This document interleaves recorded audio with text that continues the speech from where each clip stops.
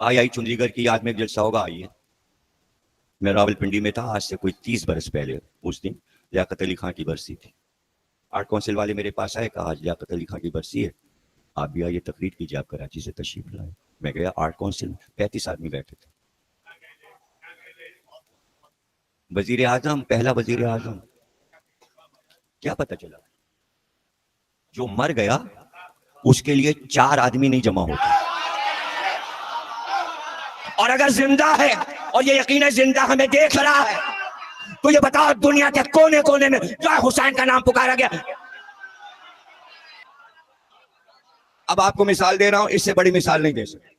14 زندہ ہیں, 14 زندہ ہیں. مہدی تو زندہ ہی ہیں, 14 زندہ ہیں. زندہ کی دلیل یہ ہے پکارا جائے نام تو لوگ جمع ہو جائیں محبت کا ثبوت دینے. تو سب سے پہلے میں کہوں گا کہ سرور کائنات زندہ ہے تو 12 ربیع الاول کو دیکھ لینا. جو مسلمان نہ نکلے وہ نبی کا نہیں. اچھا, مسلمانوں کو یہ پتہ ہی نہیں تھا کہ نبی زندہ ہے. مسلمانوں کو پتہ ہی نہیں تھا کہ نبی زندہ ہے. حالانکہ اذان میں کہتے ہیں محمد رسول اللہ, محمد اللہ کے رسول ہیں, تھے نہیں, ہیں 1000 بار کہہ چکا, ہیں تھے نہیں, موجود. اذان دلیل ہے کہ ہیں, دیکھ رہے ہیں, سن رہے ہیں. مسلمانوں کو پتہ ہی نہیں تھا. 100 سال پہلے تک پتہ ہی نہیں تھا کہ کوئی جلوس نکلے, اور یہ بھی نہ سمجھ میں آیا کہ وفات کا نکلے کہ ولادت کا نکلے. اسی چکر میں پھنس گئے. جب نواسے کے جلوس 1000 برس پہلے سے نکلنے لگے عراق, ایران, مصر, ہندوستان میں, تو مسلمانوں کے سمجھ میں آیا جب نواسا زندہ ہے تو آپ کی مودت اسی طرح سلامت رہے اور یہ بچوں میں منتقل ہو.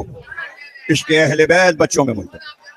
یہی برکت ہے, آپ کے گھر کی برکت یہی ہے کہ دل میں محبت ہو تو گھر میں چراغ جل رہا. گھر کی روشنی یہی ہے. یہ چراغ یہاں جو ہے دنیا میں روشن ہے اور قبر کے اندھیرے میں ہے. یہ مودت, یہ محبت. زندہ کے لیے جمع ہوتے ہیں لوگ. تو اور کوئی نام ان 14 کے علاوہ محمد سے لے کر حسن عسکری تک اگر امت میں کوئی زندہ ہے تو اس کے نام کا نکال کے دکھاؤ. ارے تو کیا ہے اس میں, کیا ہے, کیا ہے؟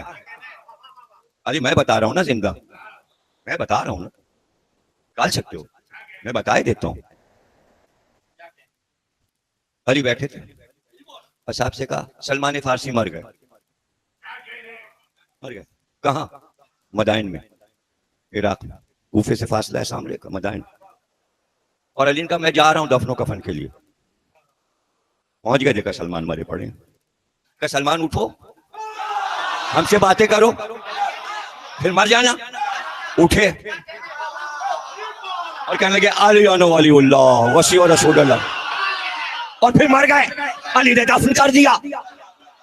اٹھے تھے یہ بتانے بھی لائے کہ علی پہ مرا ہوں, زندہ ہوں. حذیفہ یمانی مر گئے. لوگوں نے دجلہ کے کنارے ایک جگہ لے کے قبر بنا دی. وہیں جابر بن عبداللہ انصاری مرے, انہی کے پہلو میں ان کو بھی دفن کر دیا. اب بادشاہ تھا فیصل, شاہ فیصل عراق کا.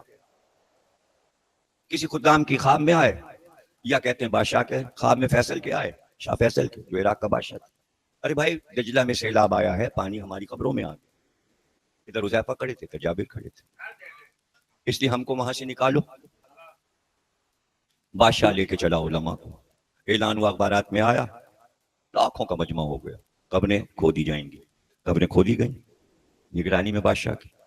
اب جو نکالا تو جیسے ابھی لیٹے سو رہا ہے, بلکہ جو داڑھی میں اور بالوں میں خضاب لگایا تھا وہ رنگ بھی نہیں اترا تھا. مہندی کا خضاب جو لگایا تھا وہ بھی نہیں اترا تھا. ناخون ترشے ہوئے, داڑیاں ترشی ہوئی, جیسے ابھی سجا کے لٹایا گیا.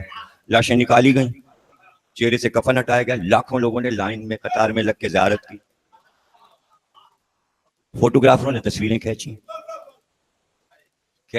اور پھر اس کی تصویریں بٹی پوری دنیا میں. ہمارے پاس 2 عدد ہیں. پہلے ہمارے بچپن میں یہ واقعہ جب ہوا تھا, تو لوگوں نے وہ تصویریں فریم کرا کے گھروں میں لگائی تھی. نماز جنازہ ہو رہی ہے, بادشاہ کھڑا ہوا, نماز جنازہ حذیفہ اور جابر بن عبداللہ انصاری کی پڑھا رہا. تو ہمارے پاس بھی تصویر. ہم بانٹ بھی چکے ہیں, تقسیم کر چکے ہیں رمضان میں. ہمارے یہاں فریم میں بھی لگی تھی اور کئی کتابوں میں بھی ہمارے پاس چھپی ہوئی موجود ہے جنازے کی تصویریں دونوں کی. پھر وہاں سے دجلہ سے اٹھایا جنازہ اور پھر مدائن لائے اور پھر سلمان کے پہلو میں, سلمان پاک شہر ہے ان کی قبر کے پاس دفن کیا. سلمان فارسی کے پہلو میں ہم نے زیارت کی دونوں کی وہاں. جب سلمان کی قبر پہ گئے تو حذیفہ کی قبر اور جابر کی زندہ. شاہ اسماعیل آیا ایران سے, اب جو کربلا آیا تو پہلے پڑا حور کا روزہ. بادشاہ صاحب لاؤ لشکر وزیر اعظم ساتھ, کہنے کا یہ بتاؤ کہ یہ واقعہ کیا ہوا حور کا. اس نے واقعہ بتایا اور اس کے بعد واقعہ بتا کے کہا کہ وہ تیر لگا تھا حور کے سر پہ, تو امام حسین جب لاش پہ پہنچے تو خون بہ رہا تھا, بند ہی نہیں ہو رہا تھا. امام حسین نے تیر کھینچا مگر لہو جاری تھا, اس لیے کہ شہید کا لہو رکتا نہیں. تو امام حسین نے اپنے جیب سے رومال نکالا اور رومال نکال کے ایسے کر کے یوں کر کے حور کے سر پہ ایسے باندھا, اور باندھنے کے بعد کہا حور یہ میری ماں فاطمہ کے ہاتھ کا بنا ہے رومال, اپنے ہاتھ سے سوت کاٹ کے چرخے میں, اور یہ رومال بنا ہے, یہ ماں کا تحفہ تجھے دے رہا ہوں. چونکہ تو نے یہ کہا تھا کہ آپ کی ماں سیدہ نساء العالمین ہے, تو تو نے فضیلت میرے ماں کی پڑھی تو ماں کا تحفہ تجھے دے دیا. بھئی کیوں دے دیا؟ یہ رومال تو آپ نے کسی کے نہیں باندھا. سیدہ کا تحفہ حبیب کو نہیں ملا, زہیر کو نہیں ملا, عابس کو نہیں ملا, شبیب کو, یہ حور کو کیوں ملا؟ کہ یہ ابھی آیا ہے نا, یہ 72 جب جنت میں داخل ہو رہے ہوں گے ابھی, تو فرشتے تو سب کو پہچانتے ہیں, یہ تو نیا آیا, لیکن فرشتے حور کو پہچانے یا نہ پہچانے, میری ماں کا رومال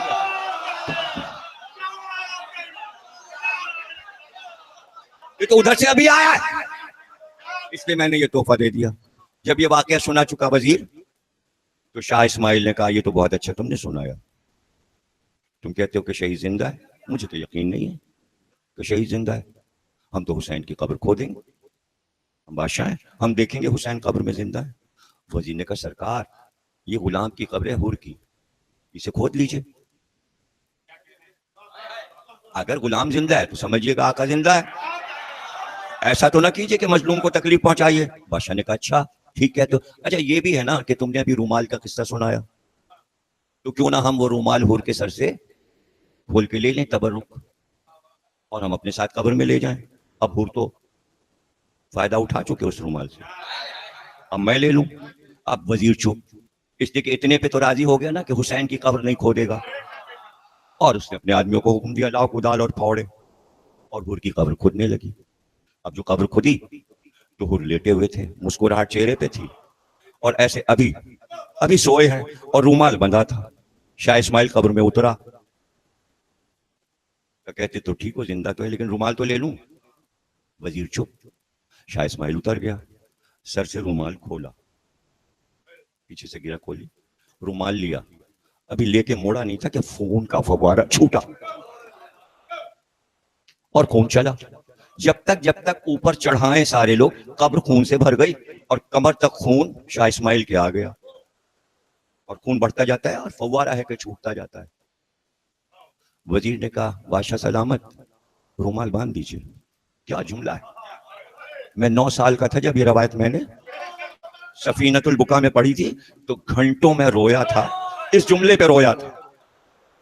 روایت تو میں نے بڑی ہمت سے پڑھ لی تھی بچپن میں, پوری کتاب پڑھ ڈالی تھی, اور پہلی مجلس جو ہے سفینۃ البکا کی یہی روایت حور والی ہے. اس اوپر لکھا ہے شاہ اسماعیل کی روایت, ایران کے بادشاہ کی روایت.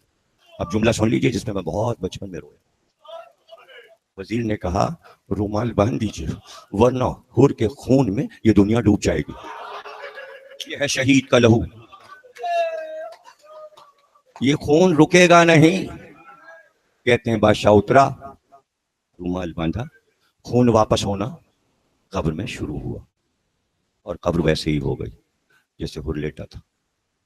پتہ چلا زہرا بی بی نے دنیا کو غرق ہونے سے روکا ہے, ورنہ اگر 72 کا لہو کربلا کی زمین میں جذب ہو کے خاک شفا نہ بنا دیتا.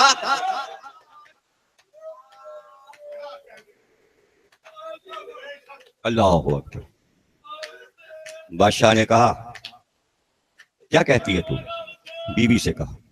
بیوی نے کہا میرے پہلے شوہر کی جو بیٹی ہے اس سے شادی کر لو.